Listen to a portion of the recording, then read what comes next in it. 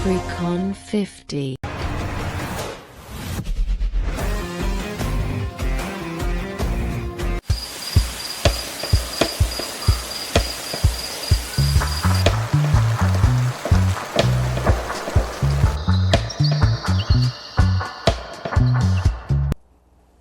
Hello, my people. What's up? What up? Hello, Wagwan, hola. It's your boy African 50 coming at you with another beautiful video, another wonderful video. You know, it's your boy African 50 out of Jamaica here, living in Florida. Big up Floridonians. Always putting Florida on the map. Big up my friends, my family, my subscribers, my well-wishers. Big up to everyone that's watching my videos, watching my channel. Gotta reach out to my subscribers. Thank you for your subscription. Your subscription motivates your boy African 50. Just keep subscribing, and you know, guys, it's free. It's free to subscribe. All you have to do is just press that button. All right.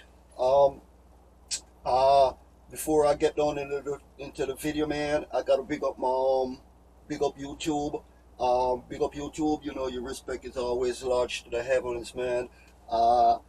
I'm here with another beautiful video, and I'm here to talk about a legend that gone too soon. He was a great man while he was alive.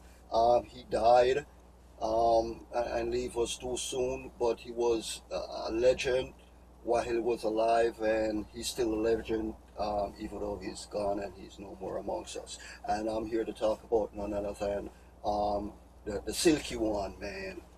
Garnet Damien Smith, born April 2nd, 1966, in Mandeville, Manchester, Jamaica. He died at the age of 28. He was a reggae artist, dancehall artist.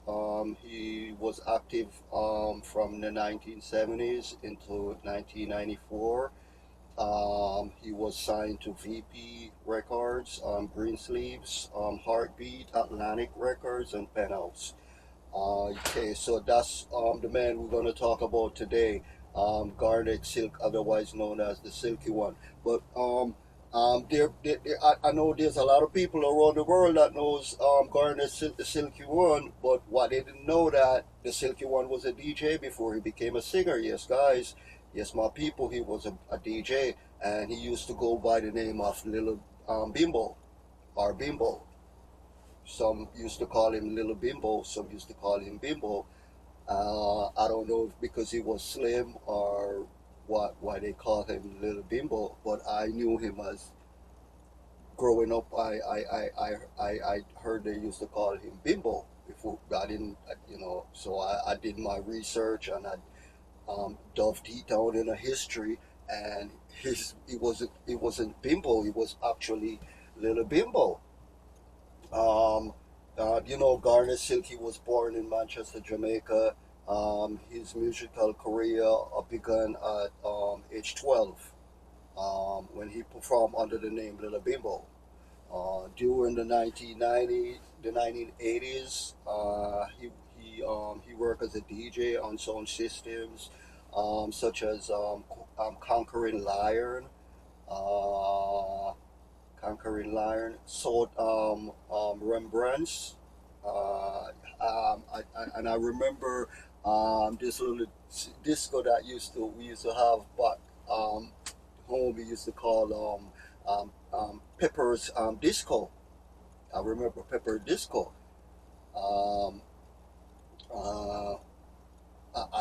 He was on Stereophonic. I think it was Destiny, International. I gotta do my research a little bit more into Destiny, International, because I never heard of that song before. So I would like to do some more research on them and find out who's the owner, if they're still in existence, if they changed their name, or whatever the case may be. I think that's where we first met the Rebel Man, Rebel Tony. Yeah.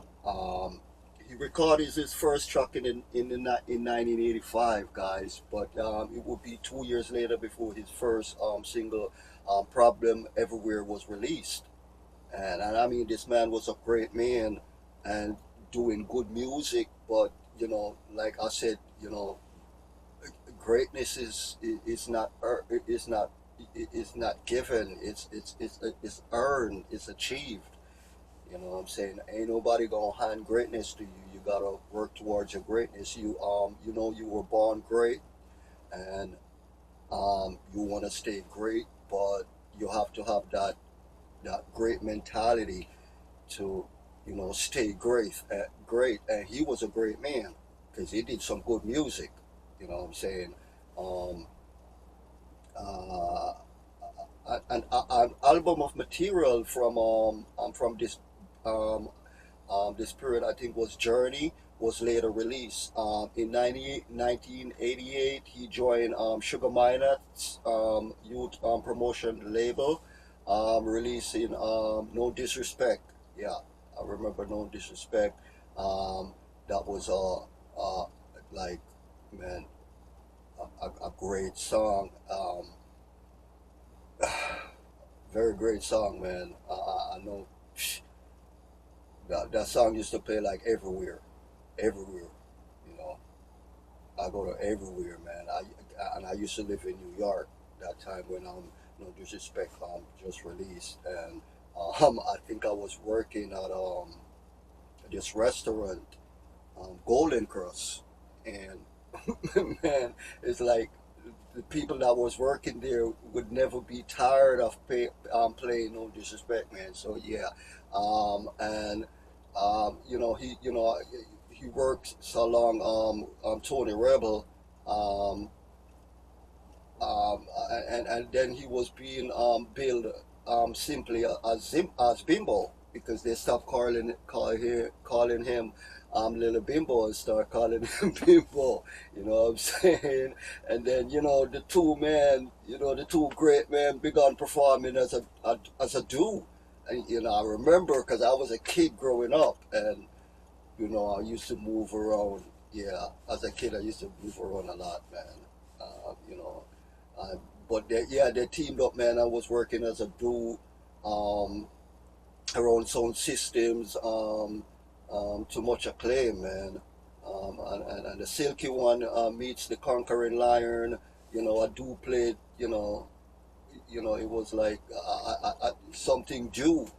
Because I think they did a dub plate selection album, dates from about this time, and it features a clutch of exclusive recordings, man. And the DJ cut the sound system from the mid '80s to the end of the decade, man. And the Rebel One, man, as a Rastafarian, as a Rastafari, true to his culture and his his philosophy, eventually converted him to his religion with the help of dope poet Yasser Safari. Yeah, because I grew up listening to Yasser Safari, and he was a close friend of both the DJs. Yes, sir. Yasser Safari was a very, very close friend to both the DJs, man. You know, big up to Yasser Safari, man, because I grew up, listening to those men, Yasser Safari, and I used to listen to Augustus Pablo. Yes, sir, Pablo, and I have to do a research and a video on that man, Augustus Pablo. He was the first man that invented the piano. Yes, because I remember one time back when I was a kid, I saw him once, did it on JBC television. He was on there, and I saw how he blew that. I don't know if it's a trumpet piano or a piano trumpet, but it's something that he blows, and he plays the organs, and man, and he was Augustus Pablo, and I grew up on those men. back in the days of the village. You know, I mean, his singing career in 1989, at the suggestion of veteran singer Derek Morgan, Simi turned from DJing to singing. You know, Derek Morgan was the one who advised him that the DJ business ain't gonna work for you, Mr. Silk. I think you should try singing. And he was a good DJ. Because I mean, back in the days, most of the DJ used to just DJs and sound system and one drop rhythm. And as I said before in one of my previous videos, man, if you can't do the one drop rhythm on a sound system, then you ain't ready to be a DJ.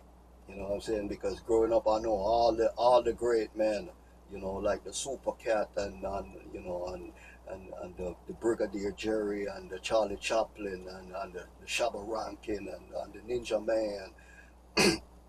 All those great men, Junior Cat, Junior Demos, those men, a one drop rhythm DJ. You know what I'm saying? And that's what build these DJ one drop rhythm.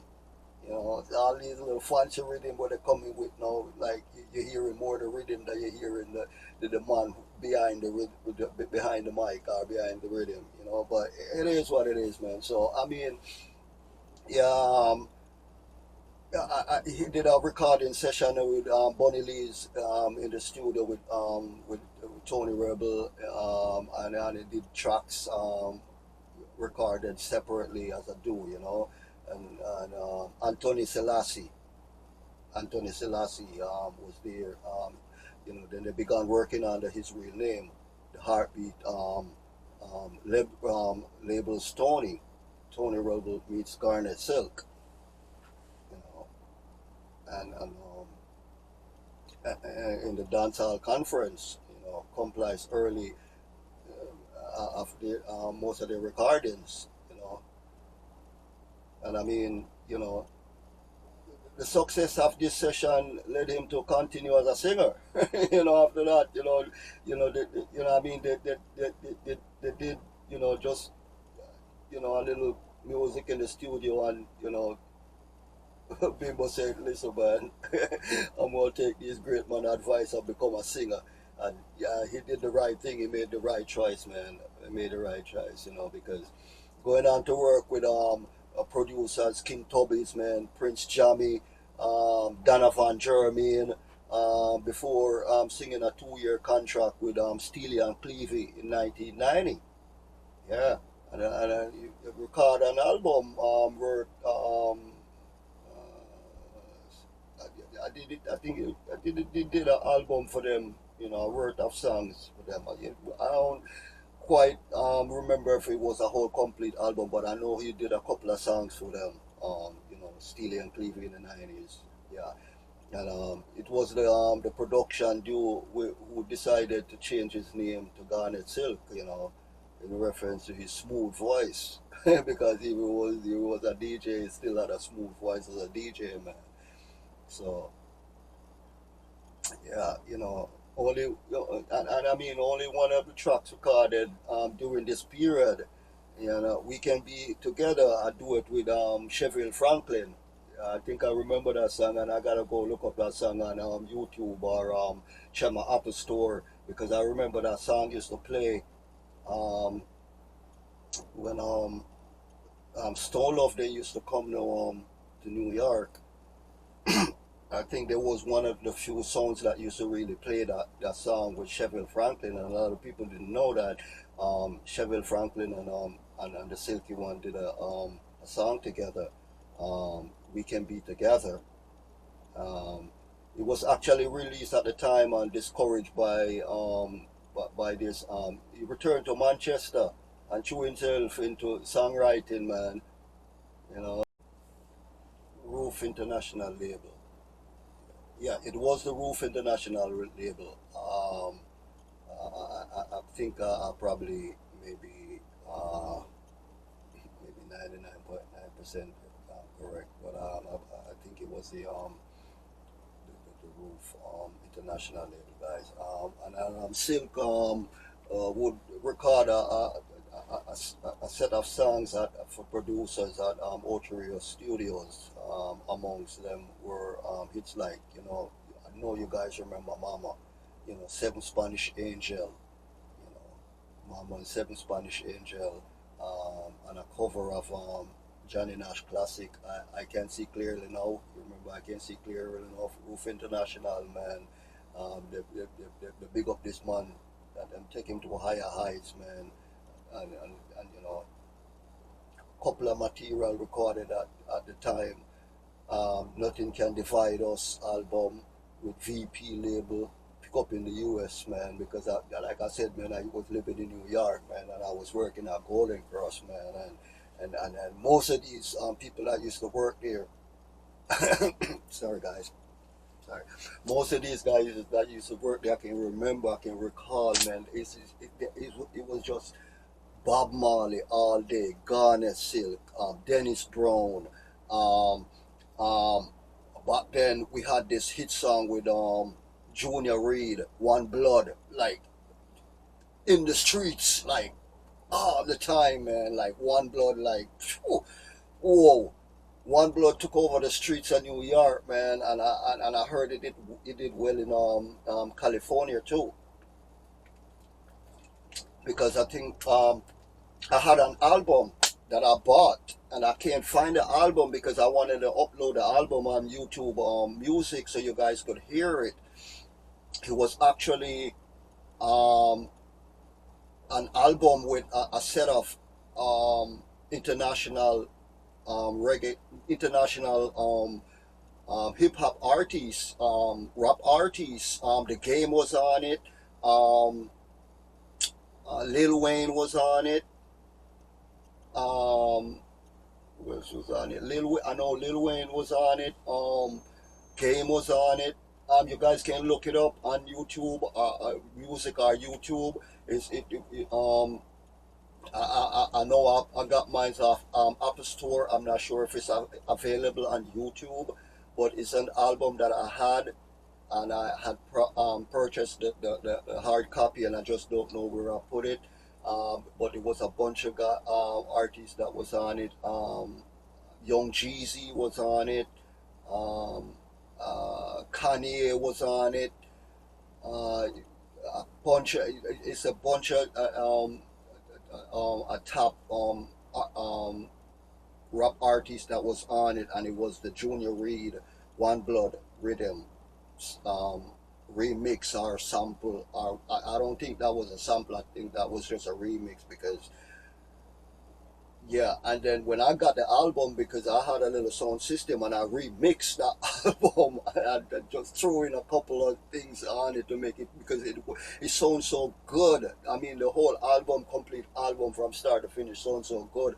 So I had to throw in a couple of drum machine. I had drum machines. I had to throw in a couple of drum machine beats on it, a couple of horn sound, and let it sound sweet, because every weekend, like my son used to play like every weekend in the hood.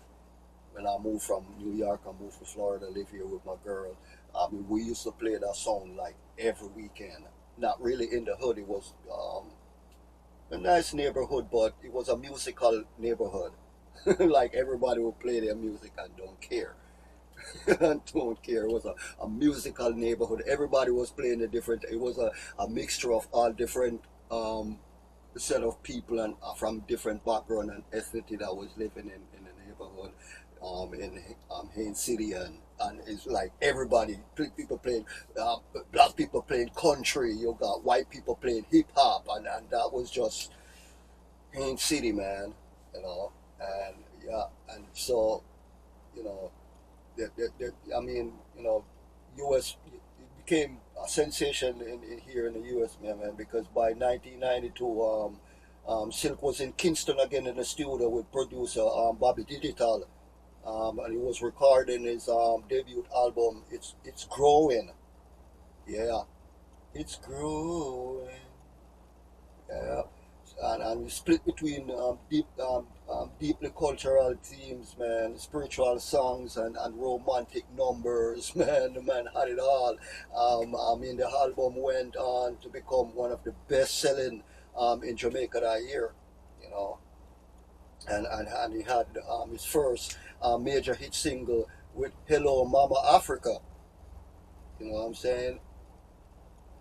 I know you guys remember. I know you people remember Mama Africa, produced by Richard Bell, otherwise known as Bello. You know, for the Star Trade label, which Silk was first international hit and topped the reggae chart in Britain. Yeah, the man went international, like, you know, and it wasn't just overnight. You know, I mean, the Bimbo, I think that the Silk started working for him because Bimbo for many years, and you know, and over the next 2 years, I mean, the Siga would record with most of the major name producers in the island, man, both on his own and in partnership with Tony Rebel. You know, like I said, man, Tony Rebel did a lot for this man. He cut a sway of song with King Jammies, including "Fill Us Up with Mercy." You know, "Lord, watch over our shoulders." You know, "Fill Us Up with Mercy." I used to sing those songs like every day, man. I don't know um, what got into me. I stopped listening to the Silky One, man. You know, "Lord, watch over my shoulders tonight," man. I used to sing that song and you know, "Fill Us Up with Mercy." You know, the latter top, you know, titled in 1994, it did a compilation release by the Greensleeve label in the UK, and both seven jammy cuts and a clutch of hits for other producers. So I mean, you know, the man was at work, man, and the man wasn't this type of man that was gonna record for one you know, one producer. Well, otherwise, from that back then, you had to look it. You know what I'm saying? And everybody was looking it in the 90s, in the 80s and 90s. Everybody was looking it. You know what I'm saying? You know what I'm saying? And when you make $1,000, when you make $1,000 US, or you make £1,000, it might sound like nothing now, but back in the 80s and the 90s, that was a lot of money.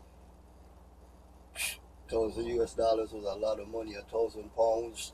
The Canadian didn't really value much, but you know, it still meant something. You know, I think in 1993, 1993, he had a gold release by the UK Charm label. Bundled up more hits, you know, from that period on. You know, amongst them was a Zion in a Vision. You know, and a Jamaica #1 cut with producer Jack Scarpio, again, the great man himself, you know what I'm saying, as well as "Hey Mama Africa." You know, and he also released a few with for Sly and Robbie too, you know, including "Deeply Religious," "Thank You Jah," and the "Haunting Green Line." You know, and then the place was becoming too much, and Silk collapsed, you know, during a show at the Ritz in New York City. Because I was living in Brooklyn that time when that happened, and we heard that the Silky One collapsed. And a lot of people, there was a lot of speculation and, you know, a whole lot of stuff. Some people were saying he's not eating right. I can't forget, man. I remember there was a lot of people, there was a lot of talk in the streets. You know what I mean? People were saying that the Silky One ain't eating healthy. You know, he's slim and he looked like he's sick and all of that stuff. Nobody was saying that the Silky One was on drugs, because everybody knew that Silky One doesn't do that stuff. That man was a religious, righteous man. He stayed far away. I don't even know if the Silky One smoked marijuana until I took him in on a show in St. Elizabeth. So, you know, That drugs part was way out the question, and I don't think the Silky One drank alcohol or anything like that. You know, it's just people was just speculating that he's sick because he's not eating right, and you know, and I mean the music business, it will take a toll on you, my people. It will take a toll on you. The music industry is like the movie industry. It's like the media industry. It's like the content industry. It takes a toll on you. You work and you work and you overwork and you forget to eat. You forget to sleep.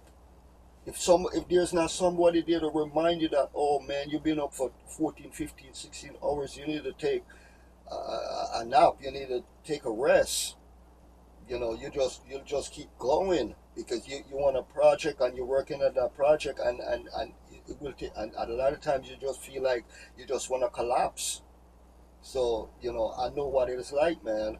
I know what it's like, believe me.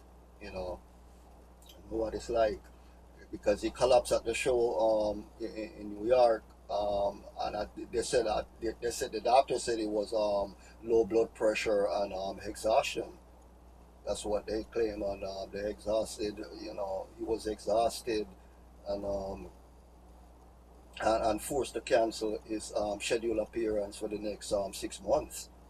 You know, and most crucial of all, man, what would have been his debut Reggae Sunfest. You know, where Silk bounced back in 1994, man, and got back to work. You know, and in show of good grace, you know, he rejoined Steely and Clevie, the great man Steely and Clevie himself, you know, and cut the Love Is the Answer. Love Is the Answer, man, a single, and another massive hit, Fight Back, produced. Otherwise, from that, back then, you had to look it. You know what I'm saying? And everybody was looking it in the 90s, in the 80s and 90s. Everybody was looking it. You know what I'm saying? You know what I'm saying? And when you make $1,000, when you make $1,000 US, or you make £1,000, it might sound like nothing now, but back in the 80s and the 90s, that was a lot of money. $1,000 was a lot of money. £1,000. The Canadian didn't really value much, but you know, it still meant something. You know, I think in 1993, 1993. He had a gold release by the UK Charm label, bundled up more hits, you know, from that period on. You know, amongst them was a Zion and a Vision, you know, and a Jamaica #1 cut with producer Jack Scarpio, again, the great man himself, you know, as well as Hey Mama Africa. You know, and he also released a few with for Sly and Robbie too. You know, including Deeply Religious, Thank You Jah, and the Haunting Green Line. You know, and then the place was becoming too much, and Silk collapsed. You know, during a show at the Ritz in New York City, because I was living in Brooklyn that time when that happened. And we heard that the Silky One collapsed. And a lot of people, there was a lot of speculation and, you know, a whole lot of stuff. So people were saying he's not eating right. I can't forget, man. I remember there was a lot of people, there was a lot of talk in the streets. You know what I mean? People were saying that the Silky One ain't eating healthy. You know, he's slim and he looked like he's sick and all of that stuff. Nobody was saying that the Silky One was on drugs, because everybody knew that Silky One doesn't do that stuff. That man was a religious, righteous man. He stayed far away. I don't even know if the Silky One smoked marijuana until I took him in on a show in St. Elizabeth. When you make $1,000, when you make $1,000 US, or you make £1,000, it might sound like nothing now, but back in the 80s and the 90s, that was a lot of money. $1,000 US was a lot of money. £1,000. The Canadian didn't really value much, but you know, it still meant something. You know, I think in 1993, 1993, he had a gold release by the UK Charm label, bundled up more hits, from that period on. You know, amongst them was a Zion and a Vision, you know, and a Jamaica #1 cut with producer Jack Scarpio, again, the great man himself, as well as Hey Mama Africa, and he also released a few with for Sly and Robbie too, you know, including Deeply Religious, Thank You Jah, and the Haunting Green Line, you know. And then the place was becoming too much, and Silk collapsed, during a show at the Ritz in New York City. Because I was living in Brooklyn that time when that happened, and we heard that the Silky One collapsed. And a lot of people, there was a lot of speculation and, a whole lot of stuff. Some people were saying he's not eating right. I can't forget, man. I remember there was a lot of people, there was a lot of talk in the streets. People were saying that the Silky One ain't eating healthy. He's slim and he looked like he's sick and all of that stuff. Nobody was saying that the Silky One was on drugs, because everybody knew that Silky One doesn't do that stuff. That man was a religious, righteous man. He stayed far away. I don't even know if the Silky One smoked marijuana until I took him in on a show in St. Elizabeth. So, that drugs part was way out the question, and I don't think the Silky One drank alcohol or anything like that. It's just people was just speculating that he's sick because he's not eating right, and and I mean, the music business, it will take a toll on you, my people. It will take a toll on you. The music industry is like the movie industry. It's like the media industry. It's like the content industry. It takes a toll on you. You work and you work and you overwork and you forget to eat. You forget to sleep. If there's not somebody there to remind you that, oh man, you've been up for 14, 15, 16 hours, you need to take a nap. You need to take a rest. You'll just keep going, because you want a project and you're working at that project, and it will take, and a lot of times you just feel like you just want to collapse. So, I know what it's like, man. I know what it's like, believe me. I know what it's like, because he collapsed at the show in New York, and they said the doctor said it was low blood pressure and exhaustion. That's what they claim, and they exhausted. He was exhausted, and forced to cancel his scheduled appearance for the next 6 months. And most crucial of all, man, what would have been his debut Reggae Sunfest. Where Silk bounced back in 1994, man, and got back to work. And in show of good grace, he rejoined Steely and Clevie, the great man Steely and Clevie himself, and cut the Love Is The Answer. Love Is The Answer, man, a single, and another massive hit, Fight Back, produced by the great Richard Stevens. Fight Back, man. Go look up that song and play it right now in your car, play it in your house, play it at work. You know what I'm saying? When people hitting at you left, right, and center, you just go play that music, man. Play that single, man. Fight Back with Garnet Silk, produced by the great man himself, Richard Stevens. Yes, sir. Yes, sir. Go look up that man, man. And by then the singer was ready to retake the world, retake the stage, and reclaim his greatness, which he did with a vengeance, man.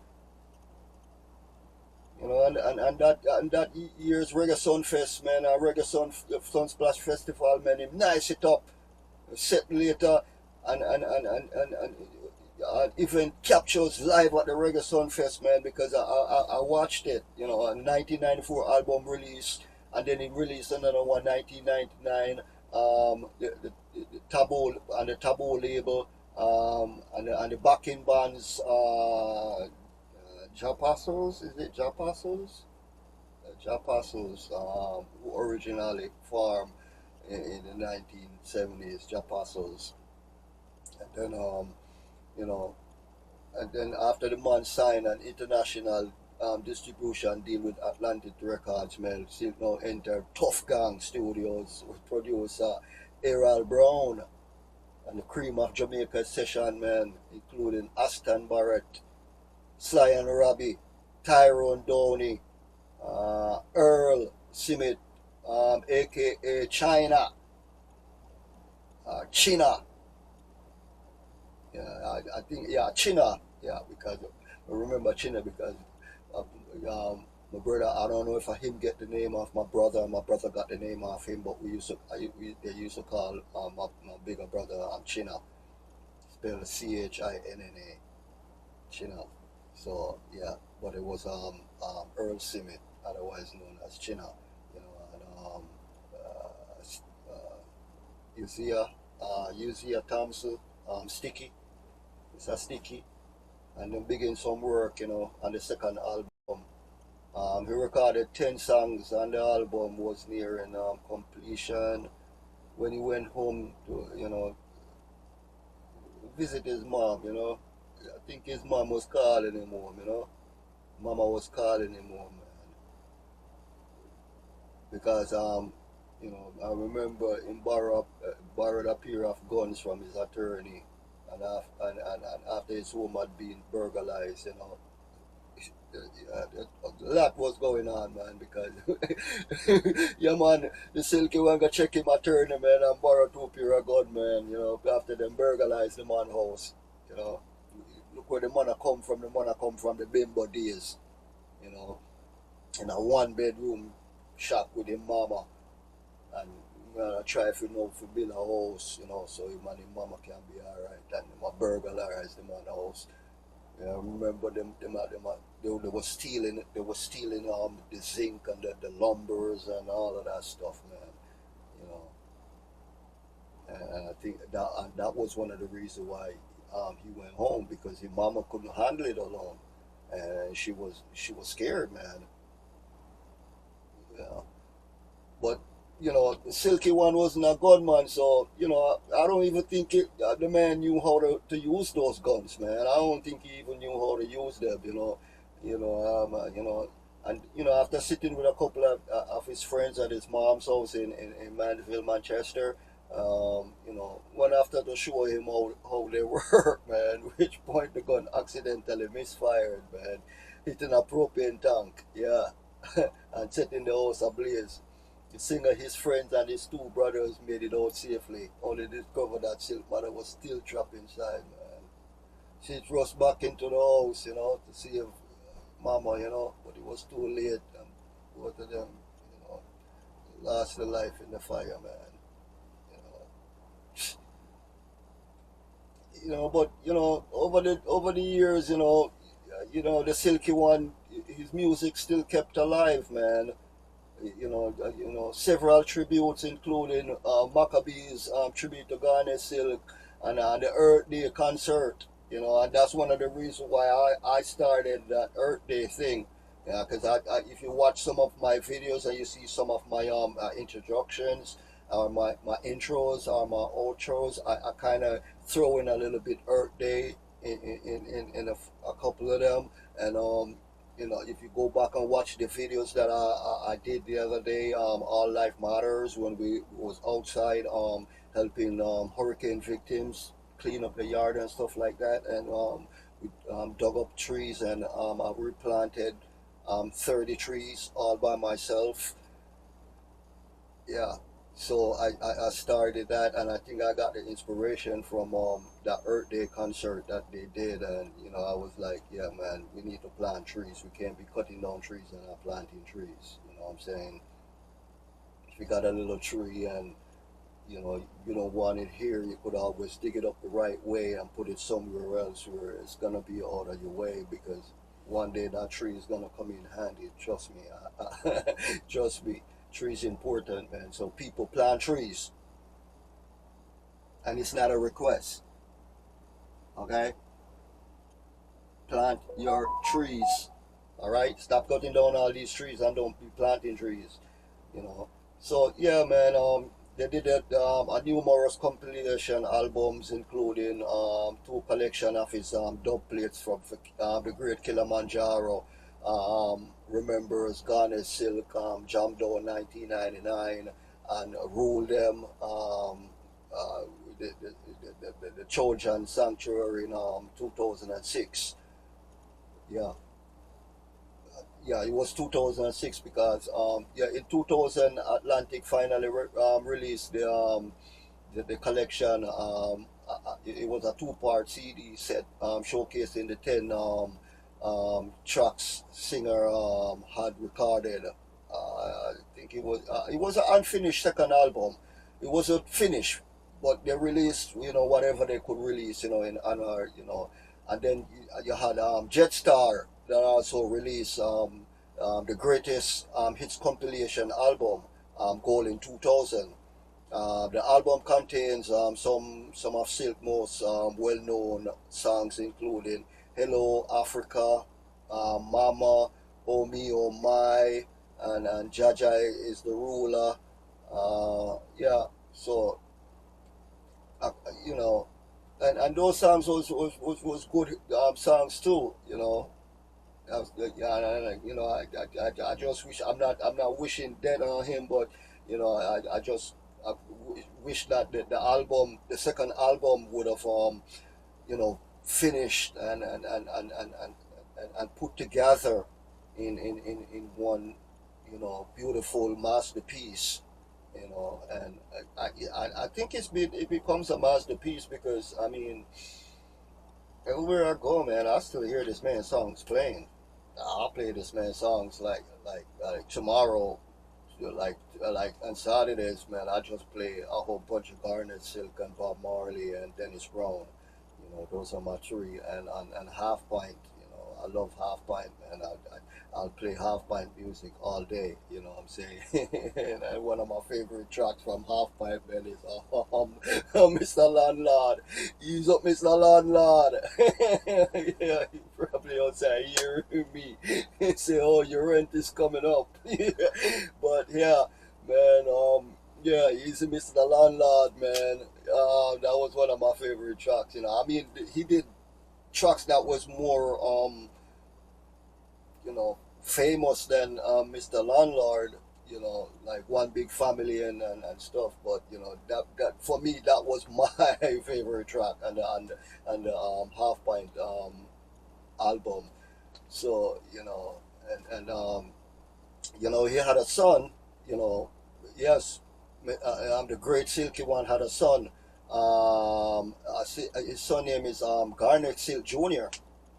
And he followed his father's footstep because he's doing music, and a lot of you probably didn't know that Anthony Cruz is his nephew. Yeah, Garnet Silk nephew.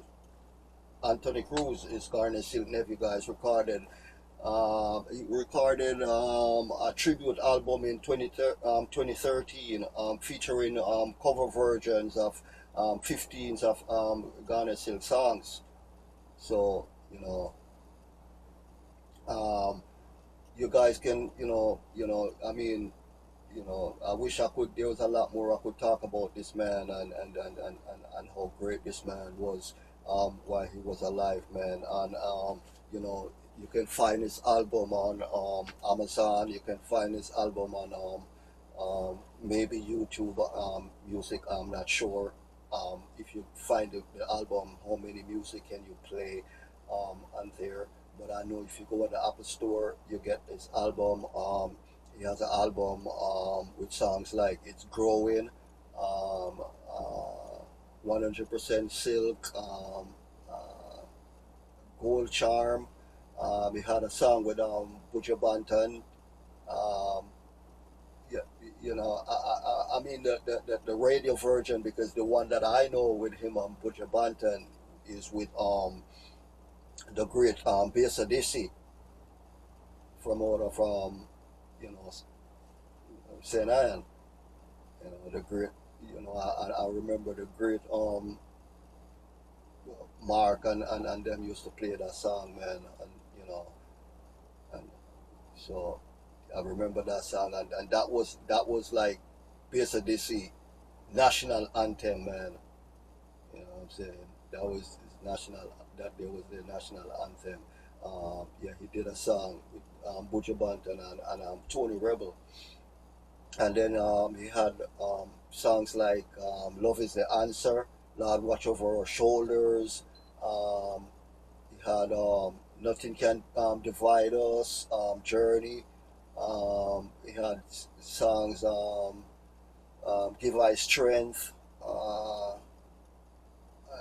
And I think Jaro did. I think in 1999, Big Up Kilimanjaro did a tribute to him, remembering the Silky One, Jam Down, um, and then you know, he had Collective Series, Garnet Silk Meet, Conquering Lion, you know, Dub Plate Selection, you know, and if you want to hear all them selection, you gotta go back to um, you know, the late, the early part of Besa DC, and the late part of Kilimanjaro, and the late part of Metro Media with Sky Juice, the early Stone Love with Weepo, Rory, and Cancer, before Al Chico and them came in. I think they had a version of it too. So you know, you can always go check that out, and and listen to CD, man, because you know, I know we can never stop talking about Bob Marley. You know, Bob Marley started it. Bob Marley was the king, you know, of reggae. You know, and he started this, but you know, I have to give my props and my salute to the Silky One, because I mean, he's my Kingsman, because we came from the same village in Mandeville, Manchester. You know, we came from the same village. You know, we I used to see Silk in the market like every Saturday. We come to the market, and Silk and them, you know, young boys and stuff, they used to come in.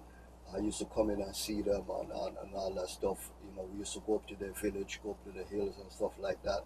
Because, like I said, man, growing up in Mandeville, Manchester, between Mandeville and Christiana, and Clarendon, you know, those two parish was like my roaming ground. I traveled to so many places in Manchester, man, as a boy.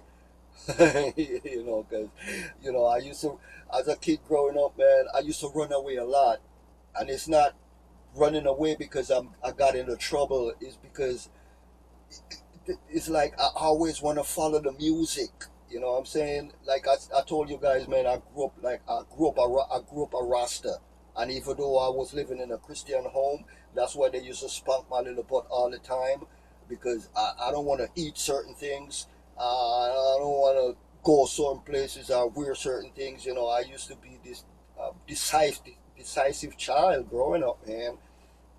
Even though I was living in a Christian home, and my uncle and my aunt was they were Christians and stuff like that, and the whole like 3/4 of the village was Christians or church goers or whatever they call themselves. Because I mean, I'm gonna just give you a quick little rundown why I didn't believe in Christianity, because they said the devil, his name was Lucifer, right?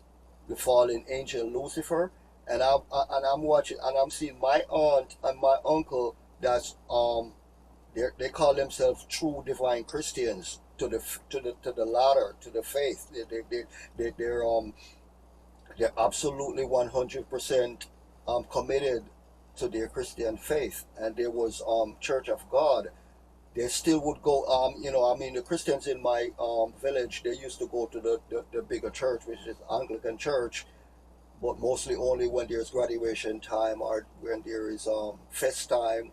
um, I forgot the name, that you used to call it in the village, but it's when all the farmers and them get all their produce together and they meet up at the church, and people just exchange and give away different food. If you don't have yam, I could give you yam, and I could get bananas or oranges or plantains or stuff like that. And harvest, it was called harvest.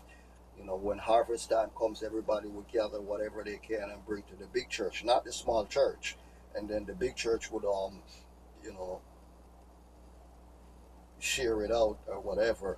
And I remember one day I was sitting at home, and my aunt came home with this little puppy, cute little puppy, very cute little puppy, man. And I love dog because we had a big dog. We had a couple of dogs. One of my favorite dogs, name was Natty, because I found that dog and I named that dog Natty.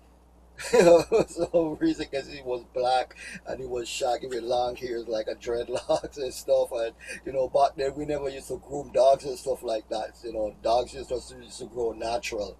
And I did the tail cut off, because they say when you have a dog and you want the dog to be bad, you cut off the tail. And I cut his tail off when he was a puppy, and he grew with that little shark tail. And man, I'm telling you, that dog got so bad that if that dog don't know you, you're gonna get your throat cut, because he was a throat dog. He goes for nothing but the throat, man. So the little puppy came in, and everybody was contemplating what to name the puppy. And my aunt just come out of nowhere and said Lucifer. Lucifer. She called the dog Lucifer. She's a devoted Christian who later became a pastor, a female pastor in the church. She called the dog Lucifer. And her husband looked at her and like, Lucifer? And she was like, yeah, Lucifer, because we found him. But he later grew up and he was a good dog. I mean, that dog used to follow me everywhere. I used to go to school and he used to hide in the little tracks. And when I get to school and in my classroom and I'm looking out, I'm seeing my dog, Lucifer, outside. And I'll go and say, Lucifer, go home, boy. And he will go in the bushes and he will wait all day for me. And then when I'm going home, it's me and Lucifer, because I was the only kid in that house that used to feed the dogs. Because I mean, I was practically the only kid that was living there. Actually, I mean, I had cousins and them, but they was living in Kingston with their parents and stuff.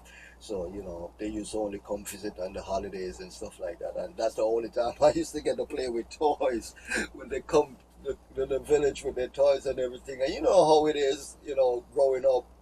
Boys in the village and boys in the city. The boys in the city or girls in the city, they come with their toys. They used to have the police cars with the siren and all that stuff, and the remote control wired, and the girls have their dolls and stuff like that. We country boys, man. We're village boys. We used to roll tire with sticks in it, and all of that stuff. Swing in and out of tree. We had our catapults and stuff. We used to go bird hunting and stuff like that. So yeah, you know what I'm saying. And Silk and all of them, they were all, they were bigger boys than us, but I knew all of them.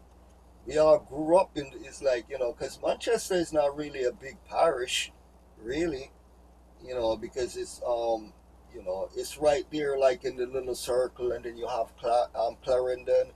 If you go too far, down the road, you're no longer in Manchester, you're in Clarendon from one end. And then, once you get to a certain part of Spurtree Hill, then you're no longer in Manchester, you're in St. Elizabeth. And then when you left certain part and get on the highway, you're no longer in Manchester, but you're in Old Harbour.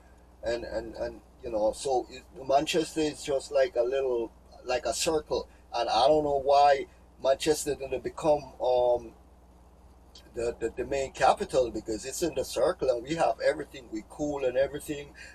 We got entrance to all the great beaches in Clarendon and St. Elizabeth, Alligator Pan.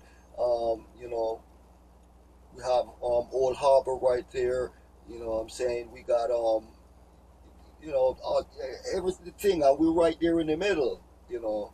And so I would say I would make either Manchester the capital of Jamaica, or Old Harbor, because Old Harbor is a little bit more in the middle, because no, we Old Harbor bordered so many. Old Harbor, they bordered St. Catherine, um, Manchester, Clarendon, St. Elizabeth, um, yeah, so many places, parishes. So you know, you know, I know the Silky One, he's gone, but you know, great men can never stop being talked about, man. Great men can never stop talk about. So you know, I know I'm just gonna cut this video really short right now, because I have so much more to say about the Silky One, but I'm just giving you guys a quick rundown, and the Silky One, who was Garnet Silk, um, where were he born, who he was, the age of which he died, which you guys knew. He died at an early age, at the age of 28 in 1994, in a fire at his home with his mom. He was there with his friends, because he went home, hearing that his home was being burglarized, and he wanted to put a stoppage to it. You know, he went there with weapons that he didn't even know how to use. Um, his friends took the gun to try to show him how to use the gun. It went off and hit a propane tank, and it started the fire, and it escalated so bad. And you know, by the time they found out that his mom was still in the house, he rushed back into the house to try to save his mom, but it was a little bit too late. And you know, that's how the Silky One left us. So all you people out there that was speculating that Silk killed his mom, or Garner Silk was killed by his friends, there was nothing of the sort, my people. There is nothing of the sort. That's why I always tell you, knowledge is power. And you know, if you don't know something, you go and look it up. You can read, and you can gather information, because that's what the media is out there for.